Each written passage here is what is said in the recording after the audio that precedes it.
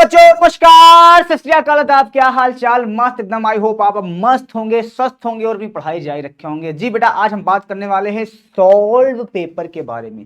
Solve paper जो होता है वो बच्चों को बहुत ज्यादा मेंटलिटी प्रॉब्लम बनाता है कि सर जो पेपर होते हैं क्वेश्चन तो मिल जाता है, बस उसका सोल्यूशन नहीं मिल पाता है। तो मैं बात करने वाला हूं सोल्यूशन के सहित। आज जो मैं बात करूंगा आज के पेपर में विथ सॉल्यूशन चैप्टर का जो है पूरा, वो चाहे 2 नंबर के क्वेश्चन हो, चाहे वो 3 मार्क्स के क्वेश्चन हो, चाहे वो 5 मार्क्स के क्वेश्चन हो, चाहे वो 1 मार्क्स के क्वेश्चन हो, जितने भी हैं 70 में 70। अगर आपने आज इस वीडियो को देख लिया तो आपके लिए एक बेहतरीन सेशन होने वाला है। ये मेरी बात को जान लीजिए आप बेटा। सबसे पहले चीज तो आपको पता है कि मल्टीपल क्वेश्चन आते हैं सर। लगभग कितने होते हैं सर? 6 क्वेश्चन होते हैं। लगभग कितने क्वेश्चन होते हैं सर? 6 क्वेश्चन होते हैं। उसके साथ साथ जो भी शॉर्ट आंसर क्वेश्चन होते हैं, शॉर्ट टाइप क्वेश्चन होते हैं, या लॉन्ग टाइप क्वेश्चन होते हैं, या हमारे पास जो बहुत ही ब्रॉड में क्वेश्चन होते हैं 5 मार्क्स के, उन सारे क्वेश्चन को हम यहां पे लेकर आए हैं। ये मॉडल पेपर 2023 का मॉडल पेपर है। मतलब कि 2023 और 24 में जो 2023 और 22 में जो क्वेश्चन का पैटर्न था, जिस क्वेश्चन के पैटर्न पे पूछे गए थे क्वेश्चन, उनका विथ सॉल्यूशन और क्वेश्चन के साथ लेकर आया हूं। लेकिन एक बात यहां पे बताना चाहूंगा कि आपका जो क्लास 2022 में जो जितने भी एग्जामिनेशन हुए थे या बोर्ड पेपर हुए थे, वहां पे सिलेबस का इंक्रीजिंग पॉइंट क्या हुआ था? वहां पे ये सिलेबस क्या हो गया था?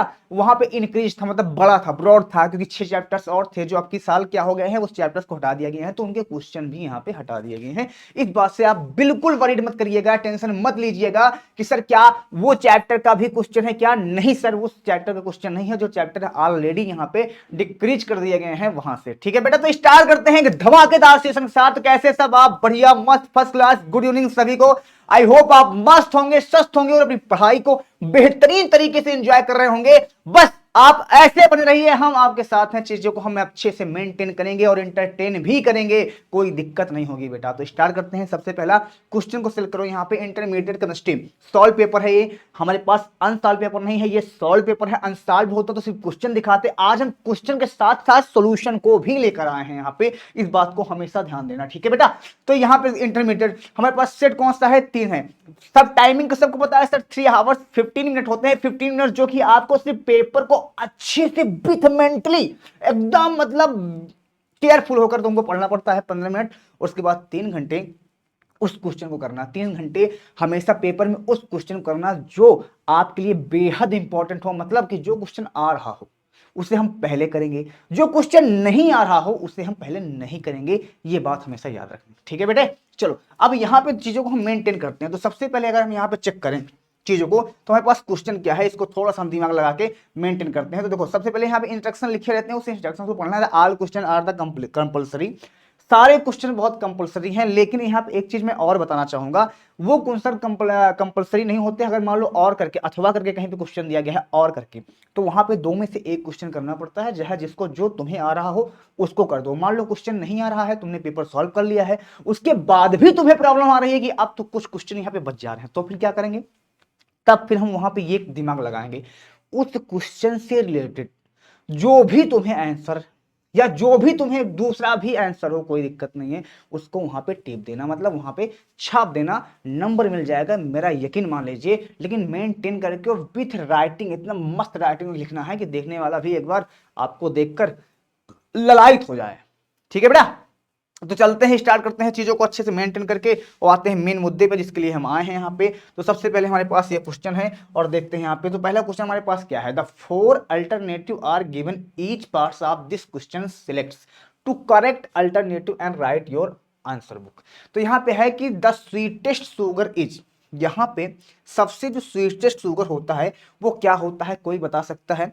एनीवन, कोई बच्चा है बता सकता है सबसे स्वीटेस्ट मतलब सबसे मीठा शुगर जो होता है वो कौन होता है? बता सकता है यहाँ पे? जी, तो फ्रक्टोस होता है। क्या होता है बेटा? वो फ्रक्टोस होता है। यहाँ पे जान लेना है, क्वेश्चन 1 नंबर के अंदर पूछा जाता है, the sweetest sugar is fructose होता है। क्या होता है बेटा? फ्रक्टोस होता है। ये बायोमोलिक्यूल का है।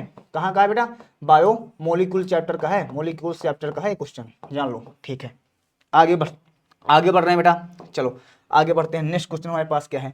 अगला क्वेश्चन हमारे पास है यहाँ पे कि 12.0 gram urea is dissolve in the 1 litre of water. देखो ये सोल्यूशन चैप्टर का है, सब कुछ देखकर ही लग रहा होगा सोल्यूशन चैप्टर का है, ठीक है। And 68.4 gram sugar is the dissolve in the 1 litre of water, then relative lowering of vapour pressure of urea solution. ये कह रहा है कि यहाँ पे हमको लोअरिंग वेपर प्रेशर मतलब जो वेपर प्रेशर कम होता है, ये हमारा कोलिगेटिव प्रॉपर्टीज का क्वेश्चन हुआ है यहाँ पे। तो यहाँ पे greater than the sucrose solution, less than the sucrose solution, double that of the sucrose solution and equal the sucrose of solution. तो दोनों का मात्रा क्या हो सकती है यहाँ पे, देखो अब फिर से सुनो क्वेश्चन को पहले समझते हैं उसके बाद दिमाग लगाते हैं, ठीक है। 12.0 ग्राम यूरिया है, ठीक है, in dissolve in the 1 litre of water, मतलब पानी के अंदर ये डिजोल्व है, 1 लीटर पानी के अंदर डिजोल्व है, ठीक है, कितना 12 ग्राम, ठीक है सर।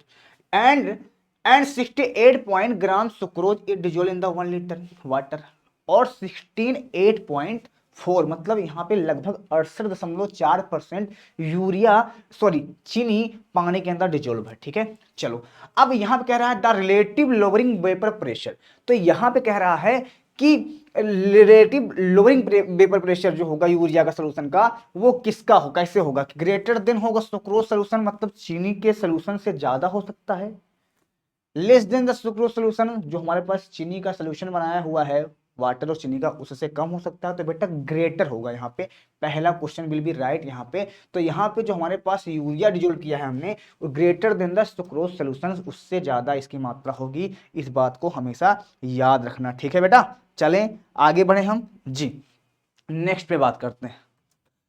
अगला क्वेश्चन हमारे पास है यहाँ पे क्या है, अगला क्वेश्चन क्या है, तो अगला क्वेश्चन हमारे पास क्या है ये देखो, द स्टैंडर्ड इलेक्ट्रोड पोटेंशियल, जो हमारे पास मानक इलेक्ट्रोड विभव होता है ऑफ 4 मेटल्स, 4 मेटल्स हमारे पास हैं, ए है, बी है, सी है, डी है, तो जिसके हमारे पास वोल्ट भी दिया गया है 1.5 वोल्ट, माइनस का 2.0 वोल्ट और प्लस का 3.34 वोल्ट एंड माइनस का 0.76 volt respectively, and the order of decreasing reactivity of these metal, मतलब ये डिक्रीजिंग ऑर्डर में तुमको करना है, मतलब एक तरह से ये जान लो कि असेंडिंग ऑर्डर में है, डिसेंडिंग, असेंडिंग ऑर्डर मतलब डिसेंडिंग ऑर्डर में करना है तुम्हें। तो यहाँ पे दिक्कत देखो, ध्यान से सुनो सबसे पहले, तो यहाँ पे जो हमारे पास देखो सबसे अच्छा, सबसे यहाँ पे मेंटेन करो, यहाँ पे तो सबसे माइनस वाला पोटेंशियल क्या होता है, सबसे ज्यादा होता है, सबको पता है।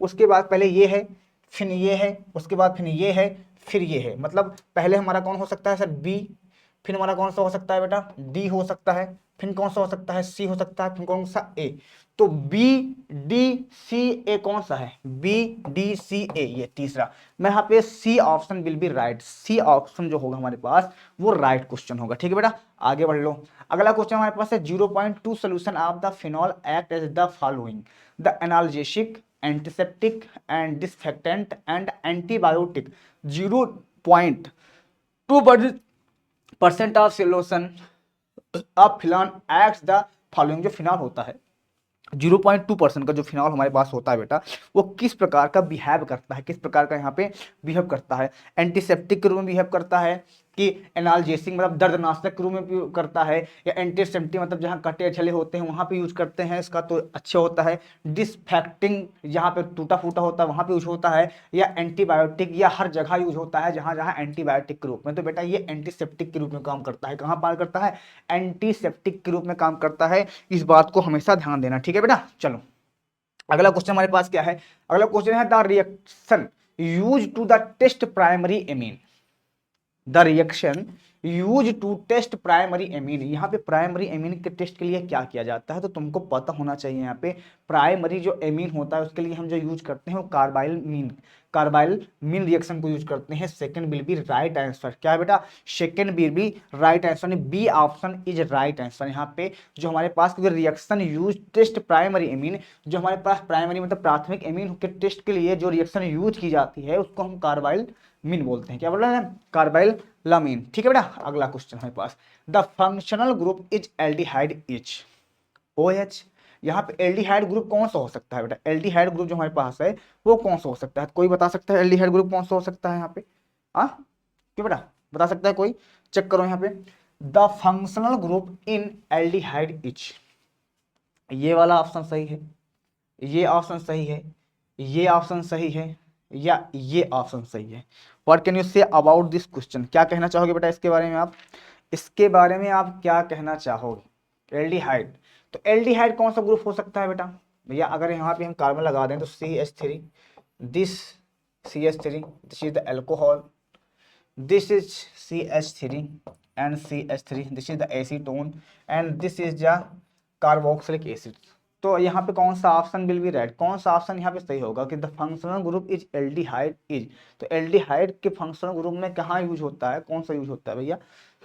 तो अगर चेक करो तो एल्डिहाइड ग्रुप ये वाला है, यही है ना बेटा? चेक करो अगर, तो एल्डिहाइड ग्रुप हमारे पास यही वाला है, यही है कि नहीं है, यही है कि नहीं है जी सर। तो this is the B option will be right answer. यहाँ पे बी ऑप्शन हमारे पास क्या है, राइट आंसर है। चलो नेक्स्ट पढ़ते हैं यहाँ पे, कंप्लीट द फॉलोइंग रिएक्शन। हमारे पास कंप्लीट क्या है, ये है, इसको क्या बोलते हैं बेटा हम? This is the aniline. Aniline की अब क्या करवाते हैं, NaNO2 से HCl के साथ क्या बनाता है यहाँ पे, CuCN KCN। तो क्या बनता है यहाँ पे, तो देखो ध्यान से सुनो मेरी बात, यहाँ पे क्या होता है ध्यान सुनो। अगर हम जब एमीन की रिएक्शन करवाते हैं, Na2+ ये डाइजोनियम साल्ट बनाता है, मतलब ये प्रोडक्ट बनाता है, ये बनाता है यहाँ पे। तो यहाँ पे जो प्रोडक्ट होगा वो कौन सा होगा, ये होगा। उसके बाद फिर से जब मैं इसकी रिएक्शन करवाता हूँ CuCN की प्रेजेंस में और KCN की प्रेजेंस में, तो हमको क्या बनाता है, तो फिनाइल साइनाइड बनाता है। मतलब कि सिंपल अगर रिएक्शन में इसको लिखूंगा तो कुछ इस तरह से लिखूंगा, सुको C6H5NH2। यहाँ पर रिएक्शन करवाएंगे हम किसके साथ बेटा, Na सोडियम नाइट्रो सोडियम से प्लस HCl के प्रेजेंस में। देन हमको यहाँ मिलता है क्या, क्या मिलता है बेटा, C6H5N2Cl माइनस और ये प्लस, ठीक है। उसके बाद फिर से इसके रिएक्शन करवाते हैं CuCN के प्रेजेंस में और KCN के प्रेजेंस में, ठीक है। देन प्रोडक्ट क्या बनता है यहाँ पे, C6H5CN, इसको बोलते हैं क्या, फिनाइल साइनाइड। क्या बेटा, फिनाइल साइनाइड, ठीक है। ये रिएक्शन कुछ इस प्रकार से क्लियर होगी। नेक्स्ट क्वेश्चन पे आते हैं, half life of period for first order reaction is 60 minutes, in what time 90% of reaction would be the completed. तो 90% इसको सॉल्व करने में कितना टाइम लगेगा, आपको पता होना चाहिए यहाँ पे कि जब हाफ टाइम हम देखते हैं, पहले सुनो, हाफ लाइफ ऑफ पीरियड क्या होता है यहाँ पे, तो हाफ लाइफ ऑफ पीरियड क्या होता है, K बराबर 0.693/2 और T क्या होता है, हाफ होता है। तो हाफ कर देखो, यहाँ पे क्या कर रहा है, half life period of first order reaction is 60 minute. तो यहाँ पे हमारे पास जो T का मान दिया गया है, यहाँ पे जो चीजें T का मान दिया गया है वो कितना है, 60 मिनट है, ठीक है। 60 मिनट है, मतलब आधी अभिक्रिया को होने में 60 मिनट लग रहा है, ठीक है sir. In what time 90% of reactant would be, तो टाइम जो है 90% के लिए हमारा कितना लगेगा बेटा यहाँ पे, तो 90% के लिए कितना लग सकता है सर, सिंपल सा लाइफ है बेटा 0.1। तो यहाँ पे सिंपल सा देखो, K बराबर ये हाफ लाइफ है बराबर ये फर्स्ट ऑर्डर रिएक्शन है, ठीक है। यहाँ पे हमने क्या किया, जो वैल्यू थी इसको ऐसे सेम लिख दिया, ये जो हमारे सूत्र था सेम टू सेम हमने लिख दिया, ठीक है सर। अब क्या है, T हाफ का वैल्यू यहाँ पे 60 दे दिया गया है, जो वैल्यू था रख दिया गया है, T बराबर T हमको निकालना है, कोई दिक्कत नहीं। लॉग है 1 1 - 90, 1 - 90 मतलब जानते हो, एक में से 90%, मतलब किसी चीज की परसेंटेज कितनी होती है, 100 में से 90 भी कर सकते हो, कोई दिक्कत नहीं है यहाँ पे। तो आएगा 10 सर, तो यहाँ पे इसको कर दिया तो 0.1 आ जाएगा, कोई दिक्कत नहीं है सर। अब यहाँ पे हमने इसको जब सॉल्व किया तो T बराबर 199 मिनट आ गया, ठीक है। Then take a screenshot. Next पे बात करते हैं, अगला, right the IUPAC name of the following question.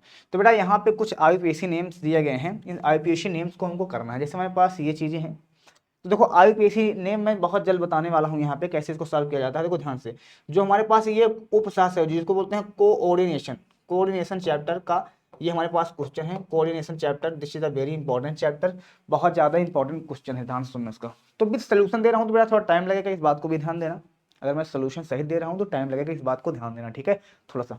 तो यहाँ पे क्या है, इसका जो आंसर है, प्लीज चेक दिस आंसर। पहले का क्वेश्चन का आंसर हमारे पास ये है, टेट्रा, क्या है बेटा, टेट्रा एमीन एक्वा कोबाल्ट, उसके बाद क्लोराइड, ऑक्सीडेशन नंबर क्लोराइड। आप अगर जाओ यूपी बोर्ड हिंदी मीडियम में, तो IUPAC लिखने का इसका हमने रूल बता रखा है, वहां पे आप चेक कर सकते हो। नहीं भी आया है तो बहुत जल्द हम बता देंगे, कोऑर्डिनेशन चैप्टर पढ़ाने वाले हैं, टेंशन ना लेना, ठीक है बेटा। Take a screenshot. Next question, write the structure formula of all possible ethers having molecules from the CH4H10 यहाँ पे। तो इसका हमें क्या करना है, पॉसिबल जितने भी स्ट्रक्चर इसके बन सकते हैं उसको हम बना सकते हैं। तो यहाँ पे देखो ध्यान से, कितने स्ट्रक्चर यहाँ बन सकते हैं, 1 2 3 4। तो इस प्रकार से इसके स्ट्रक्चर को हमने लिख लिया है। मतलब इसी चीज को मैं अगर खोल के लिख रहा हूँ तो मैं यहाँ पे कुछ इस प्रकार से मेंटेन कर सकता हूँ, 2 कार्बन इधर, 2 कार्बन इधर, एक बार 1 कार्बन इधर, 3 कार्बन इधर, एक बार क्या हमारे पास 3 कार्बन इधर है, एक बार इधर है हमारे पास। तो 1 डिग्री 2 डिग्री 3 डिग्री का हम यहाँ पे पॉसिबिलिटी बना सकते हैं। Right the short notes of the ये यूरोट्रोफिन। तो formaldehyde when treated with ammonia, जो हमारे पास फॉर्मल्डिहाइड होता है वो अमोनिया से जब ट्रीट होता है तो वो क्या बनाता है बेटा, तो ये क्या बनाता है, यूरोट्रोफिन इज द फॉर्म, तो यहाँ पे उसका निर्माण करता है। Then chemical name of the urotropine is hexamethyl tetramine, मतलब यहाँ पे जो हमारे पास यूरोट्रोफिन होता है उसका नाम क्या होता है, hexamethyl tetramine. It has the following structure, this is the structure. Then ये फॉर्मल्डिहाइड है, अमोनिया से रिएक्शन करवा के हमने ये बनाया है, देखो चलो यूरोट्रोफिन, और यहाँ पे वाटर के मॉलिक्यूल्स बाहर निकल गए हैं, ठीक है। Arrange the following the decreasing order of the their acidic characters, तो यहाँ पे ये करना है हमारे पास, इसके जो एसिडिक करेक्टर्स हैं, कौन ज्यादा एसिडिक है तो डिक्रीजिंग ऑर्डर में, मतलब घटते हुए क्रम में लिखना है हमें। तो सबसे पहले सबसे कम एसिडिक नेचर कौन सा है, ये है, फिर ये सबसे हाई है, उसके बाद ये है, फिर उसके बाद ये है, इसी तरह करके यहाँ पे अगर क्वेश्चन देखो तो सेकंड वाला पहले है, फिर थर्ड वाला है, फिर फर्स्ट वाला है, ठीक है बेटा। नेक्स्ट आगे यहाँ पे the half initial amount of SOCl2 is the dissociated in the 60 minute, तो calculate the velocity of constant of dissociation assumed to be the first order. Then यहाँ पे एक सोच रख सकता है, यहाँ पे टी का मान दिया गया है, आपने हाफ टाइम की बात कर रहा है तो टी बराबर हाफ लगेगा, जहाँ पे कितना दिया गया है बेटा 60 मिनट, देन 60 मिनट हमने यहाँ कर दिया, इसको इससे हम डिवाइड कर देंगे तो ये हमारी वैल्यू आ जाएगी, ठीक है। आगे चलो, what do you understand by the abnormal colligative properties, ठीक है, clarify the giving the example. The colligative property depends upon the number of solute, ये सॉल्यूट नंबर ऑफ सॉल्यूट पे डिपेंड करता है जो कोलिगेटिव प्रॉपर्टीज होती है, but there are the solute associate the dissociates and the solution, ये हमारे जो सोल्यूशन होता है उसके अंदर एसोसिएट भी होता है, डिसोसिएट भी हो सकता है। Observe the value of the colligative property is different from the calculated value, this is the called abnormal colligative properties. The ratio between the object and the calculated colligative properties is known as the one-half factor. The abnormal molecular premises of the experimentally determined when the association of de-association take place. यहाँ पे कुछ ऐसे भी चीजें होती हैं जो उसके अंदर एसोसिएशन होते हैं, कुछ ऐसे भी होते हैं जो डी एसोसिएशन होते हैं, दोनों होते हैं, तो उनके आधार पे हम यहाँ पे abnormal colligative property को डिफाइन करते हैं, ठीक है बेटा। तो आई बराबर यहाँ पे क्या है हमारे पास, एक होता है क्या सैद्धांतिक मान होता है, एक हमारे पास क्या होता है प्रेक्षित मान होता है, एक जो हम निकालते हैं वो, और एक जो मान दिया गया रहता है वो। तो जो निकालते हैं वो वैल्यू ऊपर होती है, जो हमको वैल्यू दी गई रहती है वो हमेशा नीचे होती है, ठीक है। अगला है a solution contains 6% urea by that, this is solution chapter, can you solve this, इस तरह का न्यूमेरिकल आप सॉल्व कर सकते हो, इसके बेस में बहुत ज्यादा टाइम खराब नहीं करेंगे।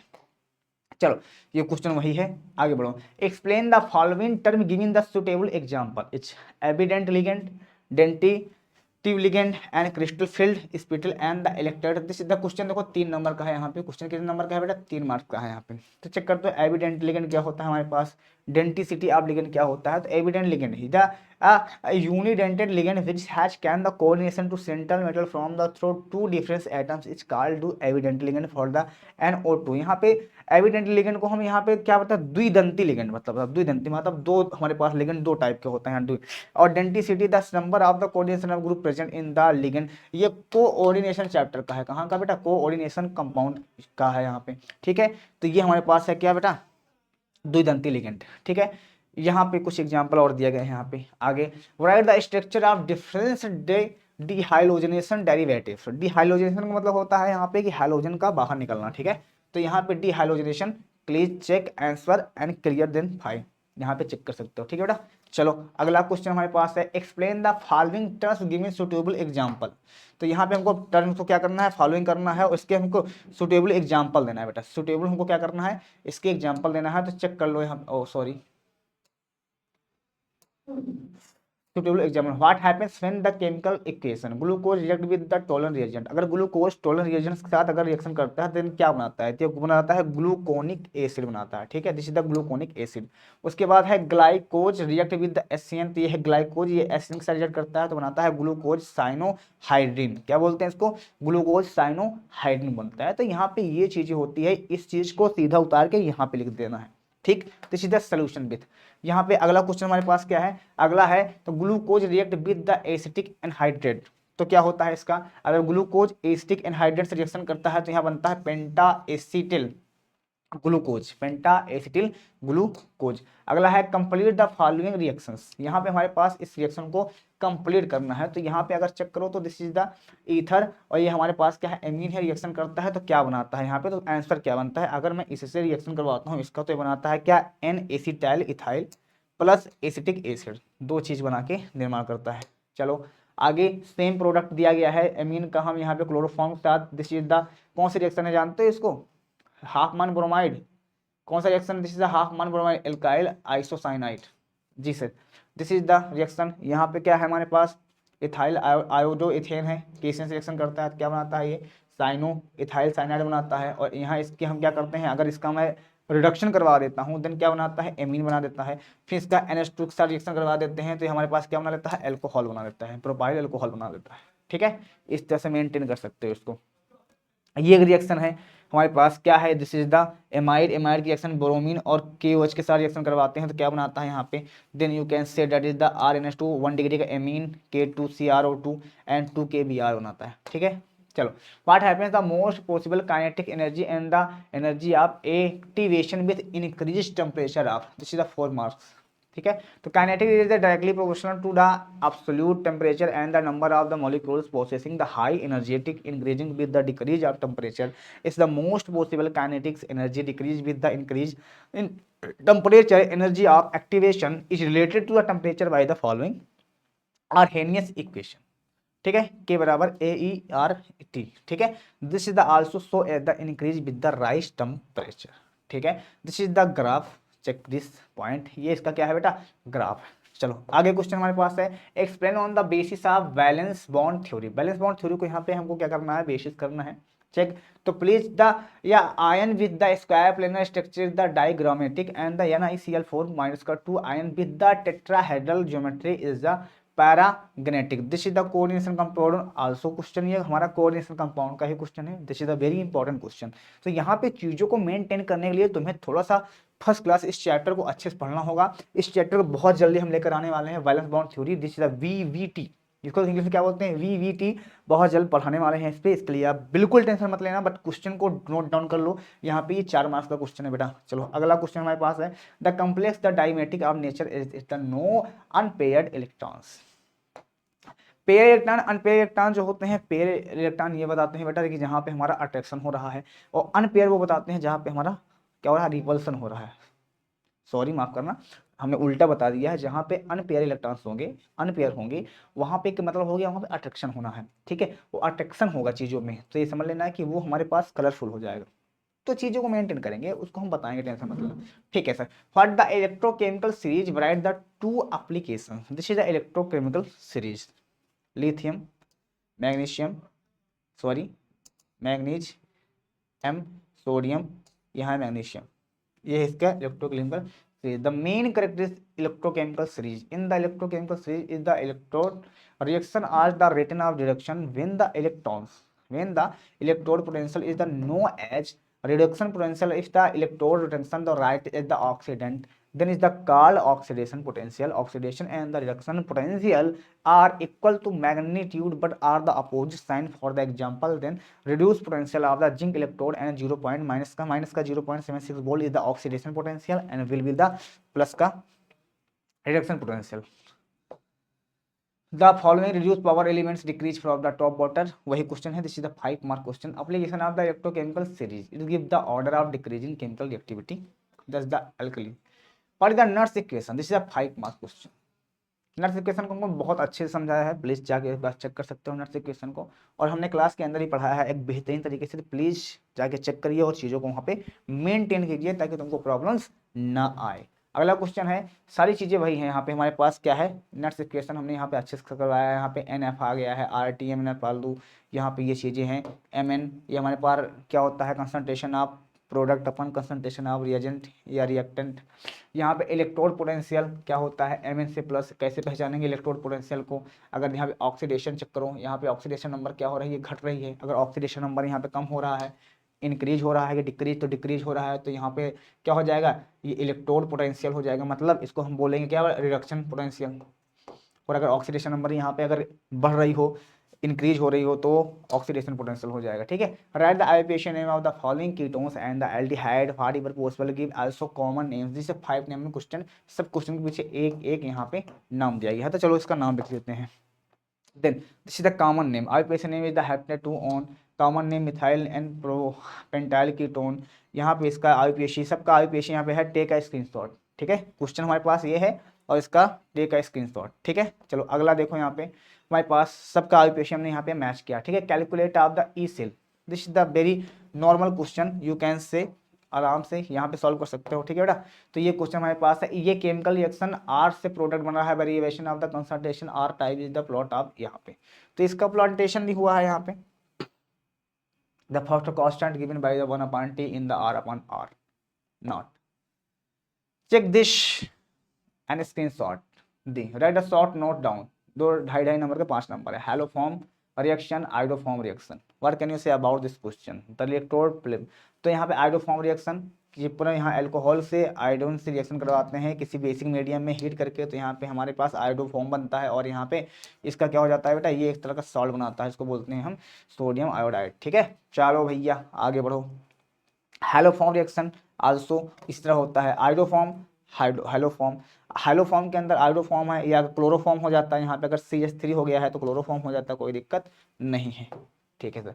या calculate the mass of compound, molar mass of इतना दिया गया है, this the very normal calculation सवाल, this is colligative property related question, ये कॉलिगेटिव प्रॉपर्टी से रिलेटेड क्वेश्चन है और बहुत इंपॉर्टेंट भी है, तो चेक डाउन इसको कर सकते हो बेटा। यहाँ पे ये क्वेश्चन दिया गया है, टेक आंसर, इस क्वेश्चन को उतारो, उसका टैग स्क्रीनशॉट लेकर इसके बाद सॉल्व करना स्टार्ट करो, ये सोल्यूशन दिया गया है इसका, ठीक है। चलो, the same temperature the vapour pressure, और करके दिया गया है क्वेश्चन, पहले चेक करो यहाँ पे, या तो उसको करना है या तो उसको करना है, ओके। टेक स्क्रीनशॉट, चेक करो इसको जी। तो ये क्वेश्चन यहाँ तक राइट डाउन, यहाँ तक ये लास्ट क्वेश्चन हो गया, तो इतना इंपॉर्टेंट था, बस इस पर थोड़ा सा मेंटेन करना है, बाकी कोई भी दिक्कत नहीं है, प्रॉब्लम्स कुछ नहीं है, बस थोड़ा सा दिमाग लगाना पड़ेगा, चीज़ें आपके लिए एकदम मेंटेन हो जाएगी, ठीक है बेटा। आज के लिए इतना ही काफ़ी, मिलते हैं नेक्स्ट क्लास में, तब तक के लिए बाय बाय, टेक केयर और गुड नाइट। अब आई होप आपने कर लिया है क्वेश्चन को, एक बार पीछे जाके सबका स्क्रीनशॉट अच्छे से ले लो और अच्छे से स्क्रीनशॉट लेके चीज़ों को मेंटेन करना स्टार्ट करो, चीज़ों को सैल्यूट करना स्टार्ट करो, ठीक है। थोड़ा सा टाइम दो अपने आप को, बोर्ड पेपर इतना हार्ड नहीं होता है जितना आप समझते हो, उतना नॉर्मल भी नहीं होता जितना आप समझते हो, दोनों चीज़ें आपको नहीं समझनी है, चीज़ों को मेंटेन करना है, ठीक है। मिलते हैं नेक्स्ट क्लास में, तब तक लिए bye bye, take care, good night, और आई होप आप मस्त से पढ़ाई करो और चीज़ों को जो भी हो कमेंट बॉक्स में बताइए, वहाँ पे आपके लिए पूरा सैल्यूट किया जाएगा, सोल्यूशन लाया जाएगा, ठीक है बेटा। मिलते हैं नेक्स्ट क्लास में, तब तक के लिए बाय बाय, टेक केयर।